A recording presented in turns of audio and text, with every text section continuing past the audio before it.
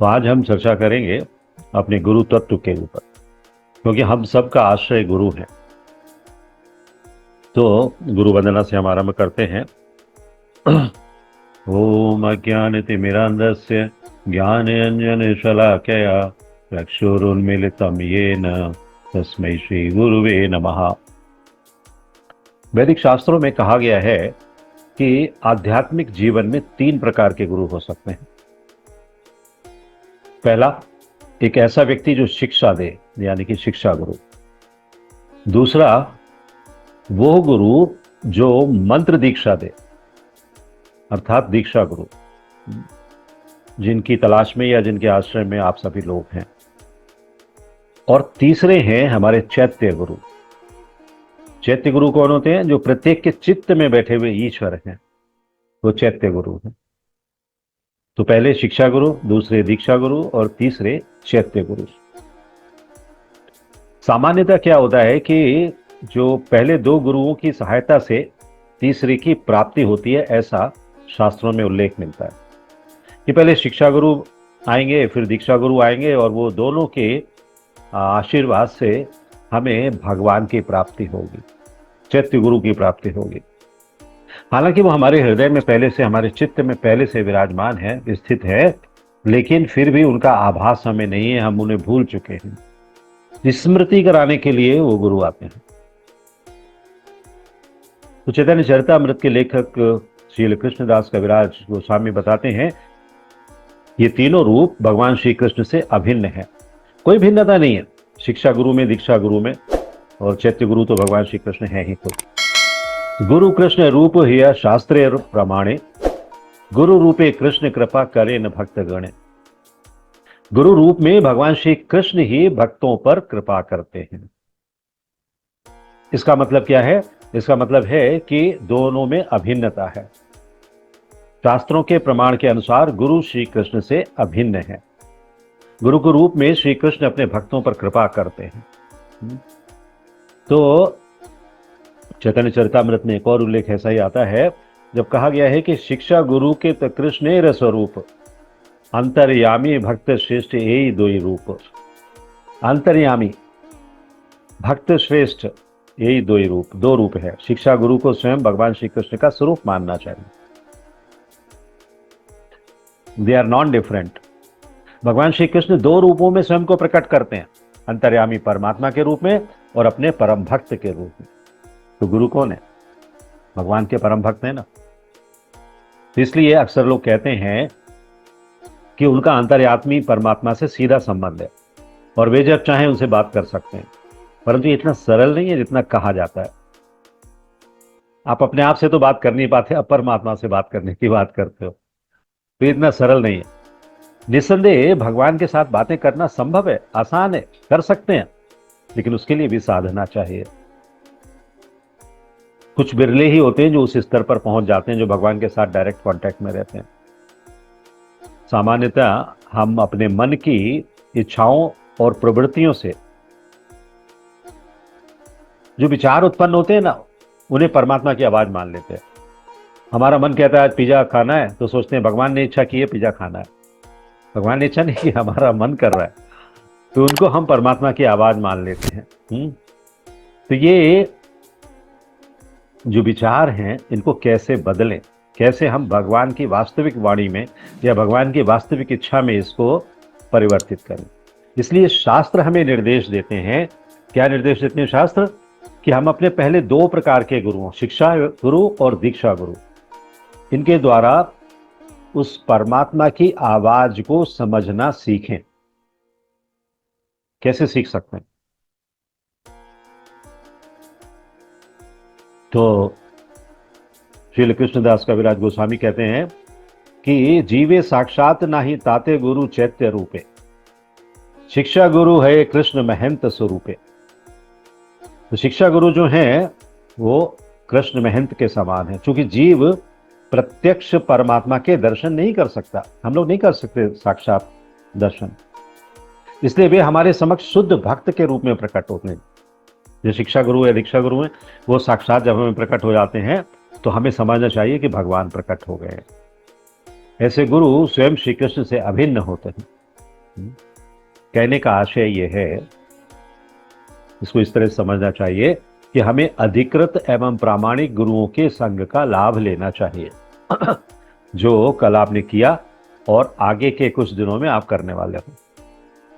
तो है नहीं कितना प्रासंगिक, कितना रिलेटिवली कनेक्टेड।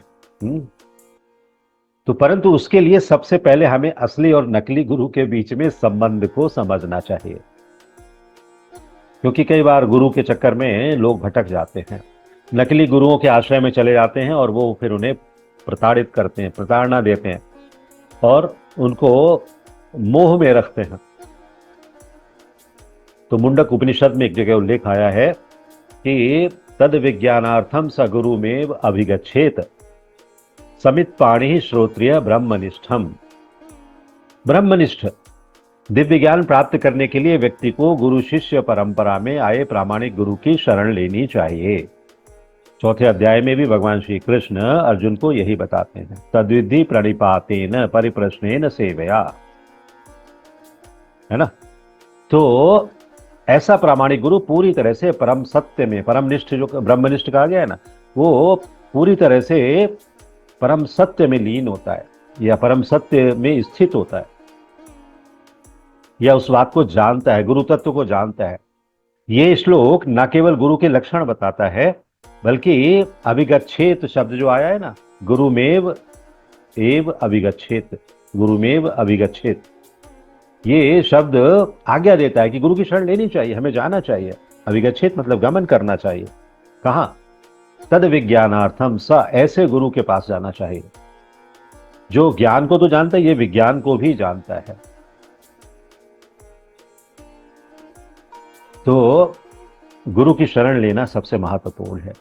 इस श्लोक में प्रामाणिक गुरु के दो प्रमुख लक्षणों का वर्णन किया गया। आइए पहले उनकी चर्चा कर लेते हैं। दो प्रमुख लक्षण कौन से हैं? पहला है श्रोत्रियम,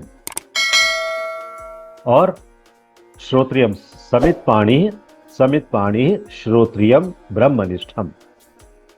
तो इसमें श्रोत्रियम जो शब्द आया है इसको समझेंगे।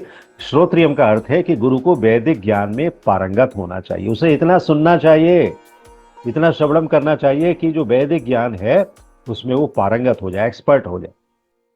वैदिक ज्ञान को ही श्रुति कहते हैं, वेदों को भी श्रुति कहते हैं, वैदिक ज्ञान है।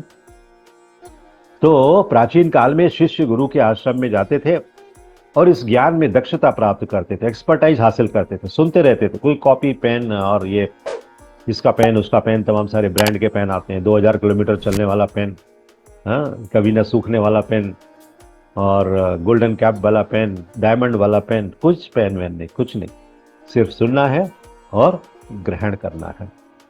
इसलिए प्रामाणिक गुरु वो है जो किसी संप्रदाय अथवा परंपरा से जुड़ा होता है और प्राचीन वैदिक ज्ञान अपने शिष्यों को प्रदान करता है। पुराणों में 4 अधिकृत संप्रदायों का वर्णन आता है, आप सब लोग जानते होंगे। कौन कौन से संप्रदाय, किसी को मालूम है? श्री संप्रदाय, रुद्र संप्रदाय, कुमार संप्रदाय और ब्रह्म संप्रदाय। हम लोग ब्रह्म गौड़ी मधु गौड़ी संप्रदाय में आते हैं। तो पुराणों में इन संप्रदायों के प्रमुख आचार्यों का भी वर्णन है। श्री रामानुजाचार्य, श्री विष्णु स्वामी, श्री निम्बार्क स्वामी और श्री मध्वाचार्य। इस तरीके से प्रामाणिक गुरु इन 4 में से किसी संप्रदाय से होना चाहिए, मतलब परंपरा से आना चाहिए। एवं परंपरा प्राप्तम, परंपरा से प्राप्त ज्ञान। साथ ही गुरु द्वारा दिए जाने वाला ज्ञान जो है ना, वो भी शास्त्रों और साधुओं द्वारा सम्मत होना चाहिए। आजकल के साधु नहीं, जो वैदिक काल में, पुराने काल में चले आ रहे हैं, उनके द्वारा सम्मत होना चाहिए, मतलब वो प्रामाणिक ज्ञान होना चाहिए। इसलिए सभी गुरुओं का पहला लक्षण क्या हुआ? श्रोत्रियम, सुनकर वो ज्ञान ग्रहण किए हुए हो और वो ज्ञान सुनकर ही प्रदान कर रहे हो। आजकल के समय में तो सुनकर प्रदान नहीं करते हैं, हम सुनते हैं लेकिन भूल जाते हैं, तो हमें नोट्स लेने पड़ते हैं, हमें रिकॉर्डिंग्स बार बार सुननी पड़ती हैं, वो सब ठीक है। लेकिन जो गुरु हैं वो श्रोत्रियम होने चाहिए, अधिक से अधिक श्रवण उनको करना चाहिए, किए हुए होने चाहिए। तभी जो ज्ञान प्राप्त होगा, जो वैदिक ज्ञान प्राप्त होगा, वो ज्ञान श्रेष्ठ होगा। दूसरा लक्षण है कि गुरु को ब्रह्मनिष्ठ होना चाहिए। ब्रह्मनिष्ठ क्या है? अर्थात उन्होंने अपने जीवन में सुयोग्य गुरुजनों का मार्गदर्शन लिया हो।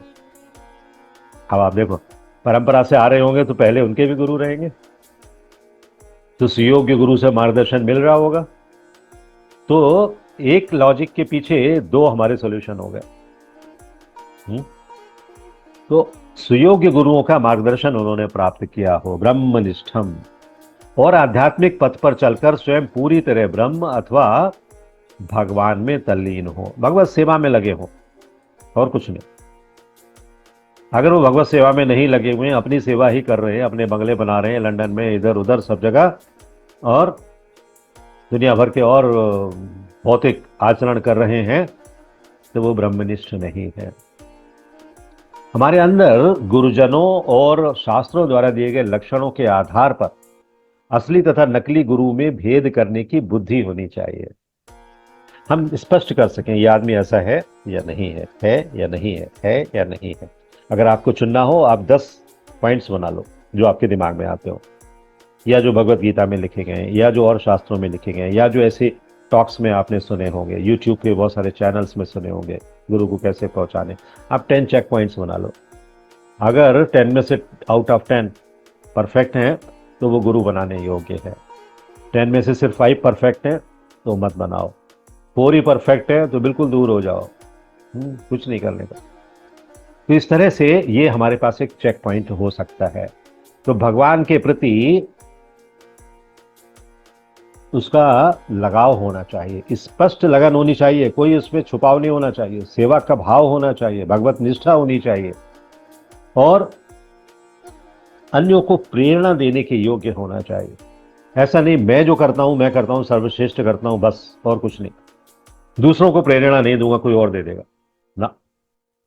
गुरु का काम ही यह है कि उसने वो जो ज्ञान प्राप्त किया है वो आगे वितरित करे, उस ज्ञान से लोगों को प्रभावित करे, उस ज्ञान से लोगों के मार्ग को प्रशस्त करे। ये गुरु का काम है। तो ये 3 प्रकार के गुरु, भगवान के विषय में कोई चर्चा करनी नहीं है, शिक्षा और दीक्षा गुरु के बारे में हमें चर्चा करनी।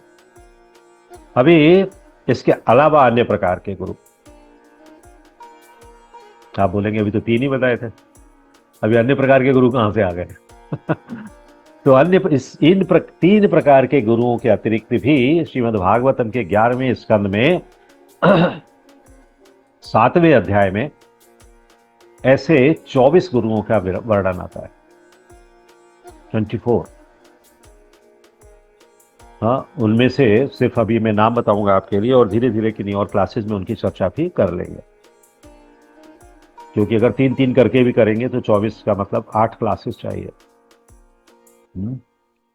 तो इन 3 प्रकार के गुरुओं के अतिरिक्त श्रीमद् भागवतम के 11वें स्कंद में 7वें अध्याय में जिन गुरुओं का वर्णन आता है वो इस तरह से है कि जब भगवान श्री कृष्ण अपनी लीलाएं समेटकर भगवत धाम जाने के लिए, अपने धाम जाने के लिए तैयारी कर रहे थे, उस समय उनके प्रिय मित्र उद्धव ने उनसे आध्यात्मिक संदेश कहने को कहा कि आप मुझे ज्ञान देकर जाइए, कुछ आप जा रहे हैं प्रभु, आप अपने धाम लौट कर जा रहे हैं, आप कुछ ज्ञान दीजिए मुझे। तो भगवान ने कहा है वहां पर 11वें स्कंद के 7वें अध्याय के 20वें श्लोक में भगवान कहते हैं, आत्मनो गुरुरात्मैव पुरुषस्य विशेषता यत् प्रत्यक्ष अनुमानाभ्यम श्रेयो असावन विंदते। तो इसका अर्थ है कि बुद्धिमान व्यक्ति अपने चारों ओर फैले संसार को देखकर अपने विवेक द्वारा अनेक शिक्षाएं प्राप्त कर सकता है।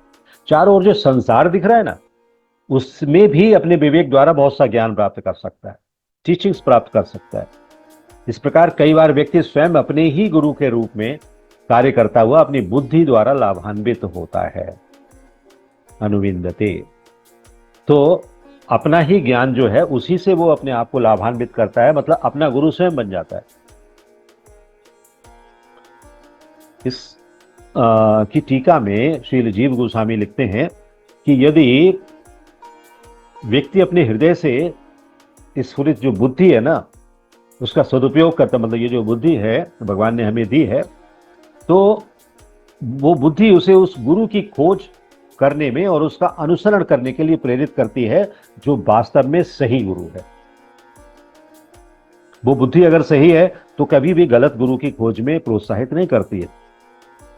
लेकिन अगर बुद्धि को आपने भ्रष्ट बना दिया कि बुद्धि विलास और काम के उपयोग के लिए गुरु को खोजना चाहती है, अधिक से अधिक धन आ जाए, अधिक से अधिक बंगले कोठी और गाड़ियां और कारें हो जाएं, तो वो गुरु नहीं होगा सही, जिस गुरु की खोज आप कर रहे हैं। इस दृष्टि से श्रीमद् भागवत में वर्णित 24 गुरु हमें दीक्षा अथवा शिक्षा गुरु स्वीकार करने से रोकते नहीं है, लेकिन वो उन टीचिंग्स को बताते हैं जो टीचिंग्स हमें उन 24 गुरुओं से मिलती हैं। अच्छा, ये जो 3 गुरु हैं और वो 24 गुरु हैं, वो 3 इसमें इंक्लूसिव नहीं है, वो 3 एक्स्ट्रा हैं, 3 विशेष हैं, 24 अलग है। तो 24 और 3 27 गुरु हो गए है ना। 24 और 3 27 गुरु हो गए। तो अपनी शिक्षाओं को जारी रखते हुए उद्धव जी से भगवान श्री कृष्ण कहते हैं कि यद्यपि मैं, मतलब भगवान श्री कृष्ण, भौतिक प्रकृति से और तर्क वितर्क से परे हूं। भगवान कहते हैं कि मुझे भौतिक प्रकृति से नहीं जाना जा सकता, ना भौतिक बुद्धि से जाना जा सकता है, परंतु फिर भी आत्मसंयमित व्यक्ति जो निष्ठा से मेरे लिए समर्पित है, वो अपनी बुद्धि द्वारा मुझे समझ सकता है, क्योंकि ददामि बुद्धि योगम तम, भगवान ही वो बुद्धि योग देते हैं। हमें वो बुद्धि योग देने वाले भगवान ही हैं। तो भगवान जब वो बुद्धि योग देते हैं तो हम भगवान को समझ सकते हैं और ये जान सकते हैं कि भगवान ही सर्व कारण कारणम है। भगवान ही सभी कारणों के कारण है, कोई और नहीं है। क्या इसका अर्थ यह हुआ कि केवल बुद्धि और समझ द्वारा भगवान को समझा जा सकता है? अभिशील विश्वनाथ चक्रवर्ती ठाकुर कहते हैं यहां पर कि बुद्धि की सीमितता है, लिमिटेशन है। बुद्धि सीमित है, बुद्धि विस्तृत नहीं है भगवान की तरह से। भगवान के पास बुद्धि विस्तृत है। तो वे लिखते हैं कि यद्यपि बुद्धि के द्वारा भगवान के जो सर्वव्यापी रूप है ना, उसको समझा जा सकता है, परंतु भगवान के निजी स्वरूप को समझना बुद्धि की सीमाओं से परे है। इसको कैसे समझेंगे? भगवान का निजी स्वरूप और भगवान का जो सर्वव्यापी स्वरूप है। सर्वव्यापी स्वरूप मतलब जो पेड़ पौधे, जल, पहाड़, वातावरण, सूर्य, चंद्र, ये सब सर्वव्यापी स्वरूप है भगवान का। और निजी स्वरूप क्या है? भगवान का वो स्वरूप जबकि वो सिर्फ त्रिभंगी मुद्रा में खड़े हुए हैं, बांसुरी बजा रहे हैं, मुस्कुरा रहे हैं, राधा रानी उनके साथ खड़ी हुई है। तो भगवान का निजी स्वरूप है। कोई एक्टिविटी नहीं है, कुछ नहीं है, सिर्फ बंसी वादन है, वेणु वादन है, और उस वेणु वादन से सारा ब्रज मोहित है। ये भगवान का निजी स्वरूप है। ये भगवान का वो स्वरूप है जिसको सुनने के लिए, देखने के लिए ऋषि मुनि और देवतागण भी तरसते हैं। भगवान शिव भी तरसते हैं। आज तक भगवान शिव आसेश्वर महादेव के रूप में वहां पर नंदगांव के बाहर मंदिर बनाकर बैठे हुए हैं कि भगवान के दर्शन हो जाएं। तो ये जो भगवान के निजी स्वरूप को समझना बहुत कठिन है। दूसरे शब्दों में, बुद्धि द्वारा व्यक्ति इस निष्कर्ष पर पहुंच सकता है कि सृष्टि के पीछे कोई कारण अवश्य है, क्योंकि ध्यान से देखने पर यह पता लगता है कि सृष्टि का प्रत्येक कार्य सुव्यवस्थित रीति से हो रहा है। कोई तो कर रहा है इसको। हाँ, सारी कुछ चीजें, हवा अपने आप चल रही है, बारिश अपने आप हो रही है, पेड़ अपने आप उग रहे हैं और मुरझा रहे हैं, फूल अपने आप आ रहे हैं और जा रहे हैं। इतना ही नहीं, बुद्धि द्वारा व्यक्ति ये भी समझ सकता है कि भगवान अपने निराकार तथा साकार दोनों रूपों में विद्यमान रहते हैं। अभी दिख नहीं रहे हैं हवा में, फिर भी भगवान तो है ना। और साकार रूप में भी हम देखते हैं, निराकार रूप में भी देखते हैं, लेकिन भगवान है दोनों रूपों में। परंतु परंपरा में आए प्रामाणिक गुरु के मार्ग निर्देशन में भक्ति का पालन किए बिना व्यक्ति कभी ये नहीं समझ सकता है कि श्री कृष्ण ही पूर्ण पुरुषोत्तम भगवान है। उसको समझने के लिए गुरु की सहायता लगती है, वरना वो निराकार स्वरूप को ही समझने लगता है और साकार रूप को भूल जाता है। और इसीलिए निराकारवादी पैदा हो जाते हैं, मायावादी पैदा हो जाते हैं, निरीश्वरवादी पैदा हो जाते हैं। इसलिए गुरु का हस्तक्षेप चाहिए। कि श्री कृष्ण ही पूर्ण पुरुषोत्तम भगवान है, श्री कृष्ण ही सभी कारणों के कारण है, श्री कृष्ण ही सृष्टि के आदि देव हैं और सर्वे सर्वा हैं। He is the first and foremost, no one else. तो उद्धव गीता में भगवान श्री कृष्ण उद्धव को अपने एक पूर्वज महाराज यदु की कथा बताते हैं कि इसी 11वें अध्याय में उसकी चर्चा हुई है। आप लोग 11वें अध्याय नहीं, 11वें स्कंद में, इसी 11वें स्कंद में उसकी चर्चा हुई है। अध्याय 7 में वो वृत्तांत आए हैं, तो आप इसको पढ़ सकते हैं, समझ सकते हैं, लेकिन एक बार में शायद समझ में नहीं आए। तो भगवान श्री कृष्ण उद्धव को अपने पूर्वजों की, महाराज यदु की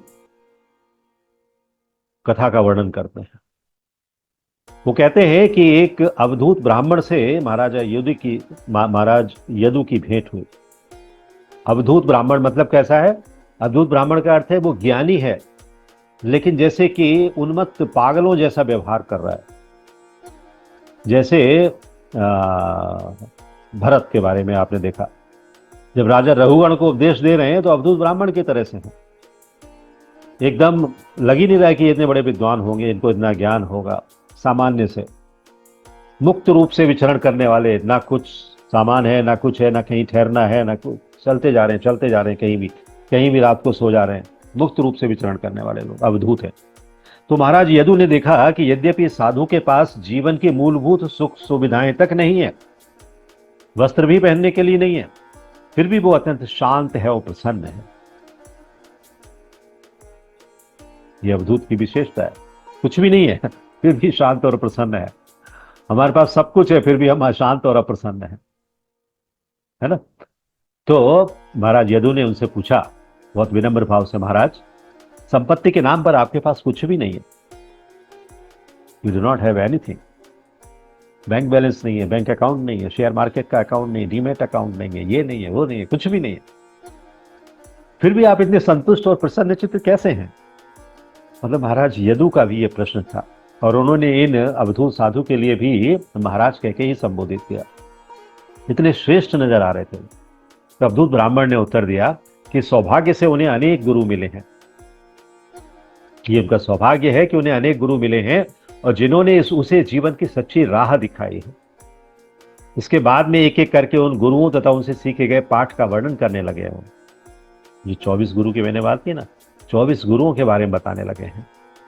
इनमें से पहले 5 पंचभूत तत्व हैं, पृथ्वी, जल, अग्नि, वायु और आकाश। अभी पृथ्वी, जल, अग्नि, वायु, आकाश का वर्णन हम कर रहे हैं। तो पृथ्वी जो है, अवधूत ने कहा, अन्य लोगों द्वारा सताए जाने पर भी धीर व्यक्ति को समझना चाहिए कि उसे कष्ट देने वाले वे लोग जो उसे कष्ट दे रहे हैं निस्सहाय रूप से परमेश्वर के नियंत्रण में कार्य कर रहे हैं। परमेश्वर करवा रहे हैं। कष्ट हमें क्यों मिल रहे हैं? कष्टों का कोई कारण है। वो व्यक्ति दोषी नहीं है। ये विचार करके उसे अपने सन्मार्ग से विचलित नहीं होना चाहिए। सन्मार्ग से विचलित होने का अर्थ है ऐसा नहीं कि जो व्यक्ति उसे कष्ट दे रहा है उसको डंडा लेके पीछे पड़ गए कि तू मुझे कष्ट दे रहा है, मैं देख रहा हूं तू ही दे रहा है, कोई और नहीं दे रहा।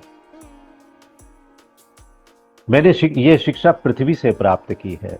कितनी धीर है पृथ्वी। अवधूत वो ये ज्ञान दे रहे हैं किसको? यदु महाराज को। और धीर पुरुष को चाहिए कि वो पर्वतों से दूसरों की सेवा में अपना सर्वस्व न्यौछावर करने का तरीका सीखे। वो मार्ग सीखे कि पर्वत किस तरह से अपना सर्वस्व दूसरों के लिए समर्पित कर देते हैं, और परोपकार को ही अपने जीवन का एकमात्र लक्ष्य बनाने की शिक्षा ले। इसी प्रकार वृक्ष है, ये धरती पर ही है सब कुछ। पृथ्वी, वृक्ष, ये सब धरती के आभूषण है। तो जब धरती की बात कर रहे हैं तो पर्वत और वृक्षों की बात करना भी प्रासंगिक है।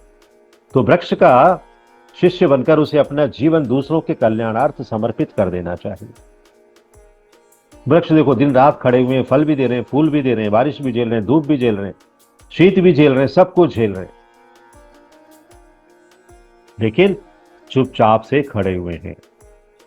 तो जल, पृथ्वी, जल, जो पंच महाभूत की पहले बात करते हैं हम लोग। तो पृथ्वी के बाद जल, जल की तुलना साधु पुरुषों से की गई है। जल में एक ऐसा गुण है, आप गंदा हो तब भी उसके लिए उपाय जल ही है साफ करने के लिए, साफ हो तो उसे और रंगीन बनाने के लिए तब भी जल ही उपाय है। तो जल की तुलना साधु पुरुषों से की गई है। जिस प्रकार अपनी सहज स्थिति में, नॉर्मल स्टेज में जल शुद्ध होता है, every time it is pure, और अपने संपर्क में आने वाले प्रत्येक व्यक्ति एवं वस्तु को वो शुद्ध कर देता है। आप हाथ धोना चाहते हैं, जल के पास जाते हैं। आप फूलों पर कुछ रंग लाना चाहते हैं, आप उसमें उनको ताजा बनाए रखने के लिए जल छिड़कते हैं। पेड़ों में आप जान लाना चाहते हैं, आप जल छिड़कते हैं। कोई चीज को शुद्ध करना चाहते हैं पूजा पाठ में, तो आप जल छिड़कते हैं। अपने आप को भगवान की सेवा में लगाना चाहते हैं तो आप आचमन करते हैं, जल से ही करते हैं। हर जगह जल का महत्व है। इवन शव का दाह संस्कार करने गए, वहां भी जल चाहिए। बच्चे का जन्म हुआ है, वहां भी जल चाहिए। Everywhere it is required. तो जल एक उस साधु पुरुष की तरह से है जो सहज स्थिति में रहता है, शुद्धता के साथ रहता है। उसी प्रकार सज्जनों को स्वयं शुद्ध रहते हुए दूसरों के शुद्धिकरण में सहायता करनी चाहिए। हम तो शुद्ध हो ही, दूसरों को भी शुद्ध करें। तो ये दूसरा है, पृथ्वी और जल, भूमि और जल। फिर अग्नि। अग्नि विभिन्न प्रकार की वस्तुओं का भक्षण करने पर भी, भक्षण करने का मतलब है अग्नि में जो डाल दो सब भस्म हो रहा है, सब भस्म हो रहा है। स्वयं अप्रभावित रहती है, कोई प्रभाव उस पर नहीं होता। आपने मान लीजिए कपूर डाल दिया, थोड़ी देर के लिए लपट ऊपर बढ़ेगी और उसके बाद फिर नॉर्मल हो जाएगी। आपने 2 लकड़ियां और डाल दिया, थोड़ी देर के लिए थोड़ा और लपट आएगी, फायर और ज्यादा बढ़ेगी और उसके बाद फिर सामान्य हो जाएगी। तो योगी को चाहिए कि अपनी परिस्थितियों से अप्रभावित रहते हुए अपनी साधना करते रहे, अग्नि की तरह से अप्रभावित रहती है, अपना कार्य करती रहती है। जो उसका गुण है वो करती रहती है। प्रकाश और ऊष्मा 2 अग्नि के गुण हैं, तो दोनों वो अपना देती रहती है। तो अवधूत ने अग्नि से एक शिक्षा ली कि कभी भी आवश्यकता से अधिक संग्रह मत करो, जो है उसे जला डालो। आवश्यकता से अधिक है, जला डालो, समाप्त कर दो। जब जिस वस्तु की आवश्यकता हो उसे स्वीकार करो और बाकी का स्वाहा कर दो, संग्रह मत करो। इसीलिए वो खाली हाथ अवधूत चला जा रहा है, फिर भी सबसे अधिक प्रसन्न है और शांत है ना। वायु, पृथ्वी, जल, अग्नि, वायु। अवधूत ने कहा महाराज यदु से कि सच्चा योगी उसी प्रकार इंद्रिय विषयों का संग करता है जिस प्रकार वायु विविध वस्तुओं के संपर्क में आकर भी उनसे आसक्त नहीं होती है। अगर वो गुलाब के फूलों के बागान के ऊपर से जाएगी तो गुलाब की सुगंध लेकर चली जाएगी, वितरित कर देगी। अगर वो किसी दुर्गंध भरे तालाब के ऊपर से जाएगी तो दुर्गंध लेकर जाएगी और प्रसारित कर देगी। उसका काम सिर्फ ट्रांसमिट करना है, उसे किसी से कोई आसक्ति नहीं, कोई मोह नहीं है। जो मिल गया उसे लेकर जाएगी। वायु विभिन्न गंधों से युक्त वस्तुओं के संपर्क में आती है। जिस प्रकार की गंध उसे मिल जाएगी उसके संपर्क में आएगी, परंतु वो केवल उनकी गंध को एक स्थान से दूसरे स्थान पर ले जाने का कार्य करती है, उसके अलावा कुछ नहीं। कभी आप वायु को प्योर कहीं पर देखो तो ऐसा नहीं है कि वो 10 जगह से घूम कर आई है तो 10 सुगंध उसमें से आ रही होंगी, नहीं। मूल रूप में वो मूल ही रहती है, जिधर से होकर निकली वो गंध लेकर जाती है और फिर उसको विस्तारित कर देती है। तो कभी भी सुगंध जो है अथवा दुर्गंध वो उसे आसक्त नहीं कर पाती, वायु को प्रभावित नहीं कर पाती। इसी तरह से व्यक्ति को क्या होना चाहिए? प्रभावहीन। इसी प्रकार बाह्य दृष्टि से योगी को या भक्त को प्रकृति के 3 गुणों के संपर्क में दिखाई देता है, वो कि सतोगुण में, रजोगुण में, तमोगुण में, लेकिन उनके प्रभाव से प्रभावित नहीं होना चाहिए। रजोगुण का प्रभाव भी नहीं आना चाहिए, तमोगुण का प्रभाव भी नहीं आना चाहिए, सतोगुण का प्रभाव भी नहीं आना चाहिए। सतोगुण का प्रभाव कैसे आता है? आप कहेंगे सतोगुण तो आवश्यक है, सतोगुण का प्रभाव कैसे आता है? कोई भक्त 64 माला कर रहे हैं रोजाना और मंदिर में पहुंचते एक भक्त मिलते हैं, उन्होंने उनसे पूछा प्रभु जी आपकी माला हो गई आज की? कहाँ हो गई? प्रभु आपकी हो गई? हाँ मैंने तो 64 कर ली, सुबह कर लेता हूँ मैं, 8 बजे तक मेरी पूरी हो जाती, 3 बजे से शुरू कर देता हूँ। ये क्या है? ये सतोगुण में आप हैं, लेकिन अहंकार का भाव है। सुबह 3 बजे से उठकर 9 बजे तक कर लेता हूं मैं, ये बताना उन्होंने पूछा नहीं। उन्होंने इतना ही पूछा आपकी हो गई, कह रहे थे हाँ हमारी हो गई, बस। अभी 64 हो गई, 3 बजे से कर ली, 9 बजे तक कर ली, ये क्या है? ये सतोगुण में रहते हुए भी अहंकार का भाव है। तो तीनों गुणों के संपर्क में रहते हुए भी उनसे प्रभावित ना होना, ये योगी का गुण होना चाहिए। चारों ओर हमारे जो संसार फैला हुआ है वो तीनों गुणों से युक्त है, उससे अप्रभावित रहना है, क्योंकि वो जानता है कि इन गुणों से मेरा कोई लेना देना नहीं है। अब आकाश, आकाश क्या है? आकाश है, अवधूत ब्राह्मण कहते हैं महाराज यदु से कि आकाश के स्वभाव से तुलना करके आत्मा और परमात्मा को समझा जा सकता है। आकाश का स्वभाव क्या है? यद्यपि आकाश सर्वत्र व्याप्त है और प्रत्येक वस्तु आकाश में ही स्थित है, परंतु फिर भी आकाश किसी भी वस्तु के साथ घुलता मिलता नहीं है। आकाश आकाश रहता है, सारी वस्तुएं अपने स्थान पर रहती हैं, और ना ही किसी भी वस्तु द्वारा उसका विभाजन किया जा सकता है। आकाश को आप काट सकते हो क्या? Nobody can cut. तो ये आकाश का गुण है। इसी तरह से एक योगी का गुण होना चाहिए, हाँ, कोई भी प्रभाव किसी भी वस्तु से ना हो और सर्वत्र स्थान पर व्याप्त रहे अपने गुण से, और कोई भी उसे सैद्धांतिक आधार पर विभाजित ना कर सके। तो ये हुआ गुरु तत्व से जुड़े कुछ मूलभूत प्रश्न या उनका उत्तर। प्रश्न आपने नहीं किए, लेकिन यहां प्रश्नों के माध्यम से हमने आपको बताया। उद्धव जी भगवान श्री कृष्ण से पूछ रहे हैं, भगवान श्री कृष्ण ने महाराज यदु और अवधूत ब्राह्मण की कथा का प्रसंग बताकर इन 5 तत्वों के विषय में बताया कि वो किस तरह से हमारी गुरु हो सकती है। तो ये 5 तत्व 24 में से ही है। तो अवधूत ब्राह्मण को जो और तत्व मिले हैं, और तत्वों की जो उन्होंने चर्चा की है, इनका वर्णन हम बाद में करेंगे, लेकिन अभी इनके विषय में हम आपको बता देते हैं, जिससे कि आपको वो उत्कंठा ना बनी रहे कि वो 24 गुरु कौन कौन से हैं। आप देखो, आप प्रभु जी डिस्प्ले कर सकते हो 11वें स्कंद के 7वें अध्याय का 33वां और 34वां श्लोक। 11वें स्कंद का 7वां अध्याय का 33वां और 34वां श्लोक। यस, अभी आप देखो यहां पर क्या क्या है, इसका ट्रांसलेशन पढ़ता हूं मैं। हे राजा, मैंने 24 गुरुओं की शरण ली है। क्या कहते हैं वो? महाराज यदु को उत्तर दे रहे हैं। कौन? अवधूत ब्राह्मण। I have taken shelter of 24 guru's. और ये कौन कौन से हैं? पृथ्वी, वायु, आकाश, जल, अग्नि। ये 5 के बारे में चर्चा हमने कर ली। अभी रह गए 19 में कौन कौन है? चंद्रमा, सूर्य, कबूतर, अजगर, समुद्र, पतिंगा, मधुमक्खी, हाथी, मधुचोर, हिरण, मछली, पिंगला वेश्या, कुर्री पक्षी, बालक, तरुणी, बाण बनाने वाला, सांप, मकड़ी और बर्र। आपको लग रहा होगा ये क्या है, ये कैसे गुरु हो सकते हैं, है ना? तमाम सारे इसमें जीव हैं, तमाम सारे और भगवान के प्रकृति द्वारा प्रदत्त साधन हैं, और ये कैसे हमारे गुरु हो सकते हैं। तो जिस तरह से हमने पंच महाभूत को देखा कि वो हमारे गुरु हुए, इसी तरह से हम धीरे धीरे करके इन जो बाकी के 19 हैं, इनके विषय में भी देखेंगे कि किस तरह से ये हमारे जीवन में गुरु की भूमिका निभाते हैं। एक अवधूत ब्राह्मण ने ये महाराज यदु को कहा है, और भागवतम में इसका उल्लेख आया है, तो ये गलत तो होगा नहीं, ये सही है।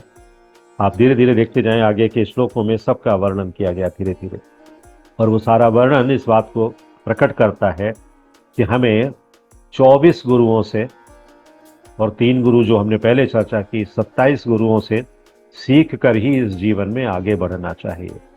अगर हम इनकी सीख को अपने जीवन में धारण कर सकें तो हमारा जीवन सार्थक होगा, अन्यथा ये जीवन निरर्थक होगा। तो आज यहाँ रुकते हैं इस विषय पर चर्चा करते हुए। आपको कोई प्रश्न है तो कर सकते हैं। हरे कृष्णा कृष्ण कृष्ण हरे हरे, हरे राम राम राम हरे हरे।